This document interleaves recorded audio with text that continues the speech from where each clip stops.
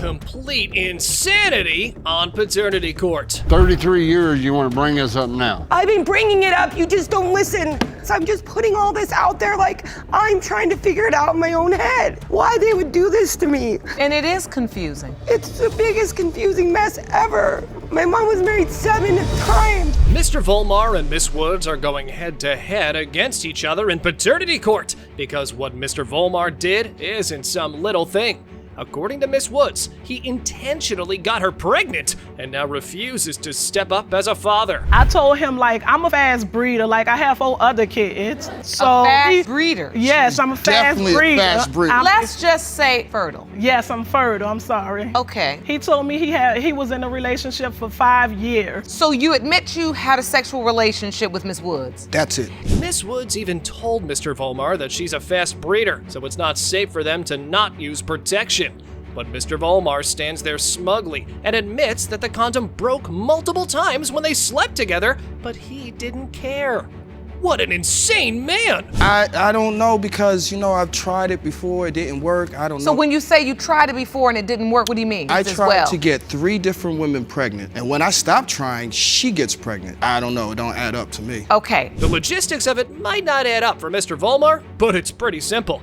You don't need rocket science to understand how you could be the potential father of this baby.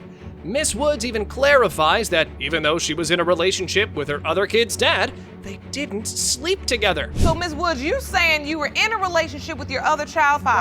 Right. You were having sex with Mr. Volmar. No, you can just call me side you piece. told Side him. piece. Well, basically, that's what you were. Exactly. and I accept it. I was the same to him. I told her, Like, I'm it the was just side piece. I'm a sex, good it was side not piece. supposed to be So no wait a friends. minute. Never has the court ever seen such chaos before.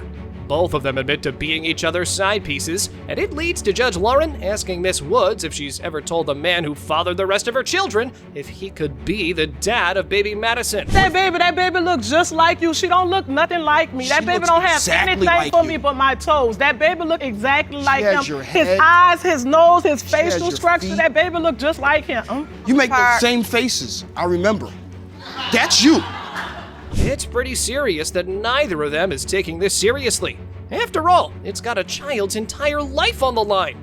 But it's some big joke to them. Miss Woods was tired of all the fighting with her boyfriend, and she couldn't help that Mr. Volmar looked so good. I don't think he ruined it. I think, Ms. Woods, you have to own the fact that you ruined it. I own it. I own up to it. You ruined it. You had a relationship. It seems like, you've probably been going through some problems. Right, I And have. that's what couples do. There's that old saying that, the way that you get over one person is to get under another person. Right. And that's not what true. Mr. Volmar keeps insisting that he was not the father, and that it was either the boyfriend or the other guy that he saw Miss Woods with within the club. On this revelation, Miss Woods says that the man was just some friend. The worst part is what happened when Miss Woods went into labor. I called him when I was in labor giving birth to my child. You He called me blocked 8 off months of his later. Phone. 8 he months. blocked me off of his phone. What you want me to do? I found out she was pregnant. Within 2 to 3 months, she was gone.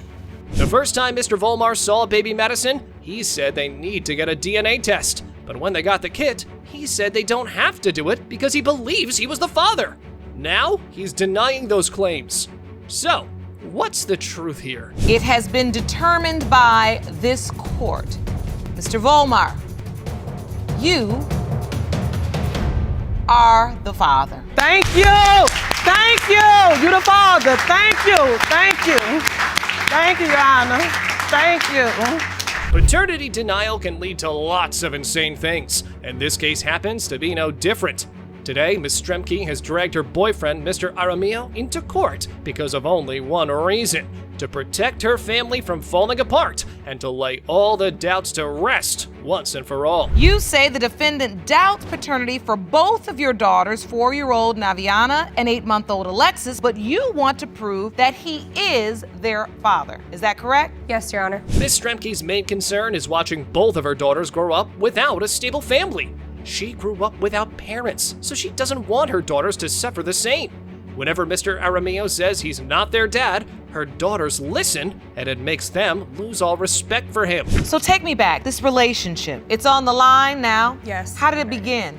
We met very young. I was 13. We met in a lockup facility we were both staying at. We had no choice. We didn't have good childhoods at all, so we had to stay there. I see it now, and I don't want it to go down that road to where they have to go through what we did. When Miss Stremke broke up with her ex-boyfriend, she did sleep with another man. And right after that, she got together with Mr. Aramillo. And a couple of weeks later, she was pregnant with their first daughter. But then, Mr. Aramillo received a phone call from an old friend of hers. She caused too much chaos. What did she say to you exactly, Mr. Jaramillo? The baby that Amber, Miss Stremke, has been impregnated with wasn't mine, that she had been sleeping with numerous males. How long before had you me. been together at that point? We had been together for 2.5, 3 weeks. Whoa, that was a short amount of time, Miss Stremke. Yes. Judge Lauren tries to justify why Mr. Aramillo might have doubts, considering how they were together for a very short period of time before Miss Stremke got pregnant. On top of that, it doesn't help her case that she'd been sleeping with other men before that. No wonder anyone could be the girl's father. The whole paternity of Naviana was not brought up, and he was practically begging me for another child because he wanted to try to have a boy. I kept saying no. It ended up an actual conversation where I was like, okay, well, it wouldn't be the worst thing because we're getting along really well. Well, nothing really good comes from a threesome. It's really surprising that these two decided to go ahead with it, even though they had so many existing problems in their relationship already. Even though Miss Stremke seemed against it at first, it seems Mr. Aramillo eventually won her over. You all had sex. Did the friend use protection? Neither one of us used protection, Your Honor. Oh. That's when it was approximately 3 weeks later, certain smells started making me sick again, so along came Alexis.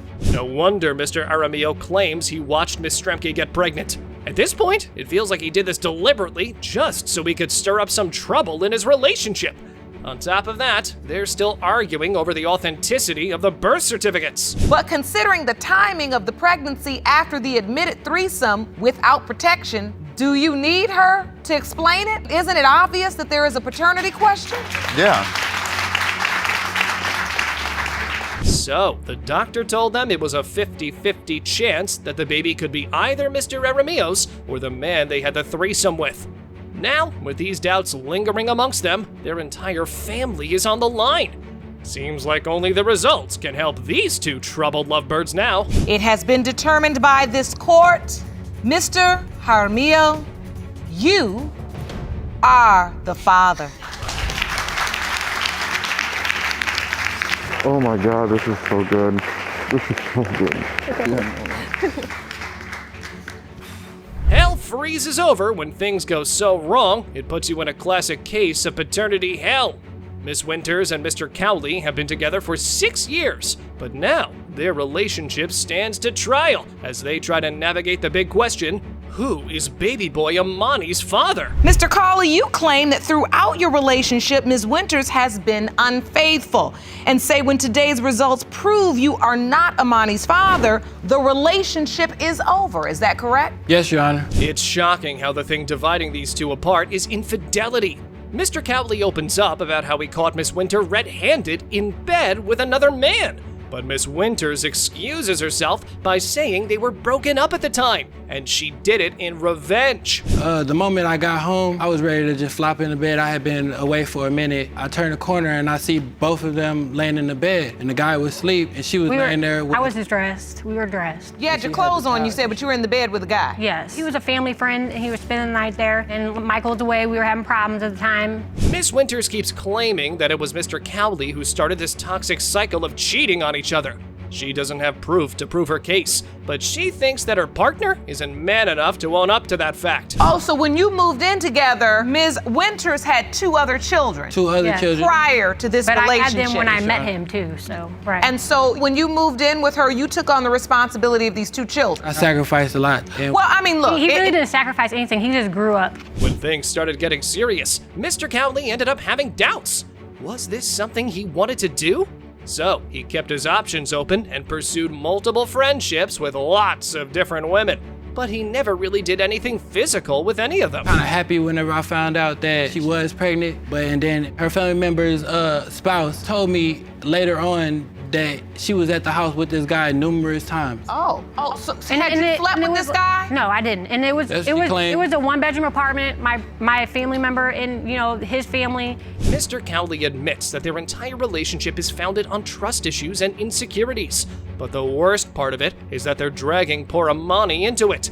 That boy deserves better than having these two as his parents. You say she's lied to you and betrayed you over and over again. Is that correct? Yes, Your Honor, but there's still a that I don't care attitude, so She has an I don't care attitude. yeah, still to this day. Well, that's 'cause- and it just made me feel like it never left, even after we made that agreement. Because of all this mistrust, Miss Winters went through a lie detector test. When the test asked her if she had slept with another man the day Mr. Cowley caught her, it says that Miss Winters told the truth.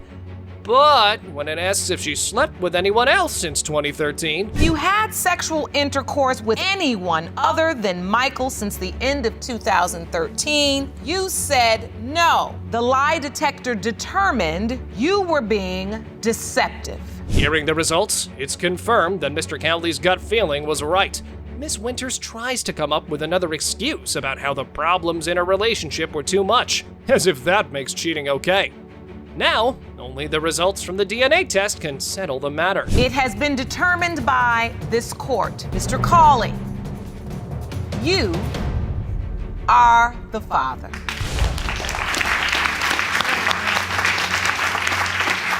Sometimes the craziest of cases pop up on paternity court. And then there's cases like this, when a daughter challenges the identity of her real father. Miss Sams has only one purpose today, and it's to prove that Mr. Doris isn't her dad. Mr. Doris, you say that you are heartbroken that Ms. Sams claims you are not her father and say there is no need for a paternity test. You know you are her biological father, and you've never been told differently. Is that correct? That is correct, Your Honor. So, all the doubts started creeping in when Miss Sams went to a little family reunion. When one of her uncles told her the name of the guy he thought was Miss Sams' father, Miss Sams was left in a bit of shock. So, she knew she had to talk to Mr. Doris about this. When my sister and I were both pregnant at the exact same time, we were making comments back and forth to my mom because of blood work that had happened. Our lab work was done about the same time, and there were factors in one of our pregnancies that would typically only be if we had the same mother and father. So Turns out, Miss Sams never really received a confirmatory answer from her mother either, if she had slept with another man when she conceived Miss Sams. So, it's been pretty confusing for this poor woman. Mr. Doris, you've had no doubts all this time. You firmly believe you are Miss Sam's biological father. Yes, Your Honor. I do. I was at the hospital when she was born, first breath. I got the birth certificate. All of this has been pretty heartbreaking for Mr. Doris, especially since he's had to deal with it alone because Miss Sam's mother passed away some time ago. Mr. Doris even shares cute father-daughter pictures to show how much he's loved Miss Sams her entire life. you know when you married my mom? I think it was October 77. No, you did not. You married my mom June of 1979 in Oklahoma. Well, I know we were married in Oklahoma. So you married her. So we had June of sex before then. Yeah, you just said 3 months before then. After all the confusion regarding the marriage and conception dates, it's become clear why Miss Sams is pursuing this. Otherwise, she might go insane if she never finds out the real answers. Because Mr. Doris doesn't have a good memory, it makes Miss Sam's doubts even stronger. So after 33 years, you want to bring us up now? I've been bringing it up, you just don't listen. So I'm just putting all this out there like I'm trying to figure it out in my own head. Why they would do this to me. And it is confusing. It's the biggest confusing mess ever. My mom was married 7 times. But the most serious thing for Miss Sams is how she's been diagnosed with a very dangerous mixed connective tissue disease. And for the sake of her family, she needs to ask all of her relatives to get tested because of the genetics involved. I want to hear from your witness, though. Okay. Please. Mr. Hooper, you are Miss Sam's uncle. What information do you have about this? Well, 77, 78, when my sister moved to my hometown, she was with another man at this time. At that time, my sister had a little further down the line, Mr. Doris comes into the picture. It's clear that this is an emotional issue for both Miss Sams and Mr. Doris. When one of the uncles comes into court and admits that his sister might have already been pregnant, It's obvious that the only way to resolve this one is to finally get a DNA test. It has been determined by this court. Mr. Doris, you are not her father.